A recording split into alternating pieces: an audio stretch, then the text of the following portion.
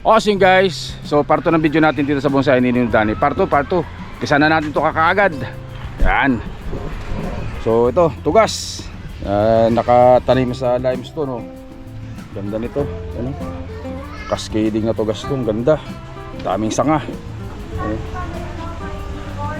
So ganyang kalaki yung limestone na ginamit. Tingnan nyo naman kung gaano kalaki yan. Tugas po yan. Tugas mga kabonsai. Yan. So part 2 po ito, part 2. Dun sa hindi pa nakapanood ng part 1 balikan nyo po yung mga upload natin. Nandiyan po yung part 1 ng video natin dito. So bagong video po ito, bagong video po ito dito sa bonsai ni Ninong Danny tsaka ni Ninang Virgie sa UP Diliman Bonsai Society mga kabonsai. Yan.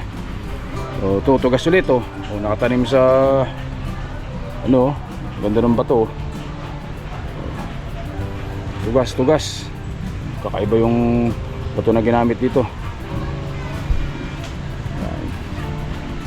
Ito si Reza, penjing na si Reza. Ganda rin. So, ganyan kalilit yung dahon po.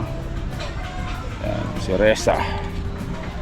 So, mga bugambilya, baka may naghanap ng mga bugambilya. Meron pa rin po dito si Ninong Danny, si Ninang Virgie. Yan, kulay orange. So, bira yan.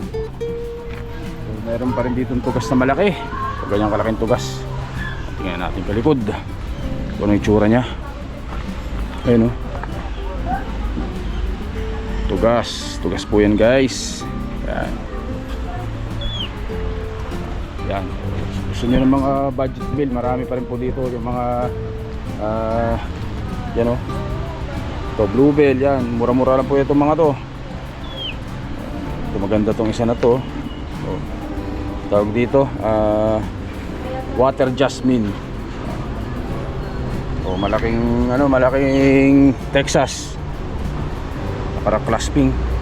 Gulang na to. Ganang ugat to. Laki na sanga. Picus Texas. O balete oh, pang purot ng garden nyo. Laki. Ano galing to? Sa Bulacan to, Bulacan. O laki oh. O ganda yan pag ano. Pag nalagay yan sa magandang pot, ganda rin yan tingnan. So mga bagong kasang mga banyan to, bagong kasang banyan no. Pero kapit laki na ng ugat to. So mga mahilig sa nakara-clasping, may mga limestone yan. Meron pa dito marami. So puro banyan pala to. Banyan pa rin, para clasping, to banyan din no, cascading na banyan.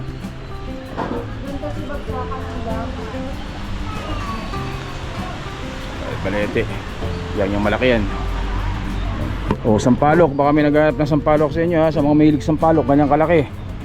Yan, so maganda dito sa sampalok na to, may bunga na po yan guys. Ayan. O, may bunga. 2 peraso.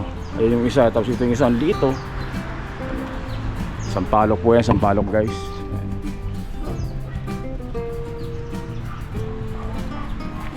Banyan ulit, may banyan dito. O melendres. O sampalok. Sampalok dito, cuttings na sampalok. Ganyang kalaki. Nakalatag na, bagong latag lang sa kanito, bagong latag. O, red balete, may red balete pa rin dito guys. So daming alaman dito si Ninong, iba wala pang ayos. Sampalok. Sampalok pa rin oh. Yung iba hindi pa naayusan. Materyales, syempre may mga budget meal tayo dito pa rin. Hindi mawawala yung mga budget meal na bonsai materials dito sa bonsai ni Ninong Danny, syempre, at ni Ninang Virgie. Red balete oh. O red balete, simpleng-simple lang ha. So sa mga newbie, sa mga nag-uumpisang mag-bonsai, so isa po ang red balete na magandang umpisahan ninyo. Kasi dito rin po ako nag-umpisa sa red balete mga kabonsai. Madaling hanapin, sa tabi-tabi lang may tumutubo niyan. So magtiyaga lang po kayo maghanap guys. Yeah, red balete. Tugas. Cascading na tugas. May tugas din dito na cascading. Yan. Hindi ko alam kung anong puno ito. Ano ata ito? Ito yung Philippine Holy. So ito po ay tawag dito Lanete. Yung kay Kuya Mike dinugtungan ng water jasmine, di ba boy? O pwedeng pang ano to, pang igagarap sa ano, water jasmine. Bububuhay po yan. So magkamag-anak po ng ano ito, magkamag-anak ng water niya. Tingin ka muna dito sa vlog. Kamusta? Ano? Expose roots pa. So ngayon ako nakabalik dito sa bonsayan dito sa UP. Tagal na panahon, ilang buwan din. Ano?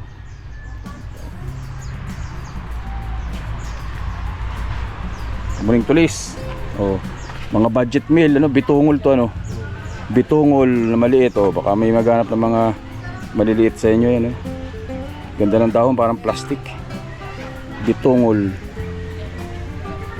Project nila na tawag dito. Yan, Texas. Pipos, Texas yan. Sa bato. Ano kaya ilalagay dito? Anong kakasa mo dyan? Napan pa. Banyan yan malamang. Yan. Oh. Yan. Dami niyan, oh. Yan pa, oh. Yan, mga banyan, oh. Ay, mga banyan na nakakasa doon galing dyan sa'yo? Ay, hindi. Iba yun. Ay, ba yan? Wala na nga, puro bago na nga ito, eh. Ano? Si Ninang. Good morning. Ano, sampalo ko. Ayan.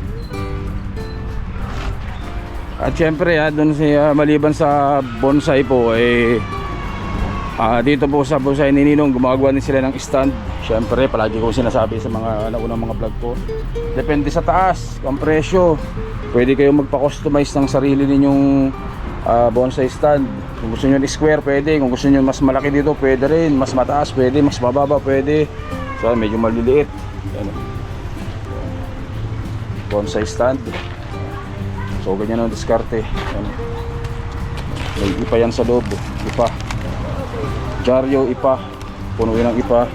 Tapos, syempre yung screen. Ano, chicken wire. Tapos, papahiram po ng semento. So, ganyan lang po yan. Tatlo.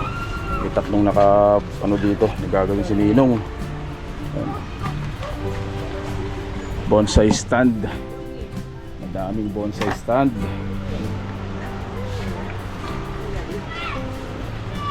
Oh. So ayan po yung bonsayan. Ngayon lang ulit nakabalik. Daming stand, oh. Pakita ko sa inyo yung mga stand pa dito. Ayun, oh. Dami dito para reserve paggawa. Dito po yung mga paggawa na yung iba. Pero pwede po kayong pumasyal dito.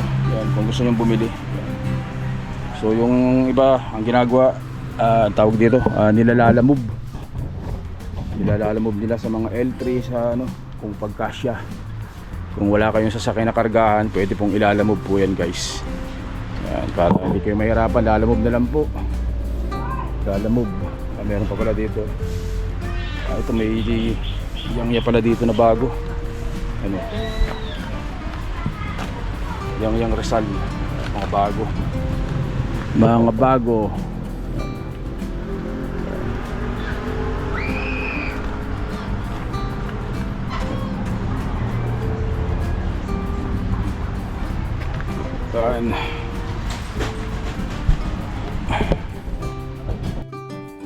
Okay guys, hanggang dito na yung vlog natin dito sa bonsai ni Ninong. So part 2 po ito ng vlog natin. So pasyalan nyo yung mga unang upload ko. Nandun po yung part 1 ng video natin, mga kabonsai. So yung guys, hanggang dito na lang po muna. Stay safe. At syempre, God bless us all po, mga kabonsai. Maraming salamat po. Thank you.